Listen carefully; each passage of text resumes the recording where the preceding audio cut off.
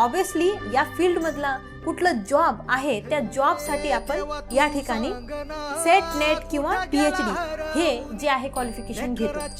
प्रत्येकाचा उद्देश असणार आहे जॉब मिळवणं आणि चांगलं अर्न करणं. तर काही मिसकन्सेप्शन असे असतात की नेट झालं सेट झालं तर आपली लाईफ सेट होईल, पण या ठिकाणी नेट झाल्यानंतर सेट झाल्यानंतर PhD ला आणखी पेट झाल्यानंतर सुद्धा आपल्याला जॉब्स इझिली अवेलेबल नाहीत. आणि हे सगळ्यात मोठं वास्तविक एक परिस्थिती आणि सत्य आहे आपल्या ह्या अकॅडमिक फील्ड मधला.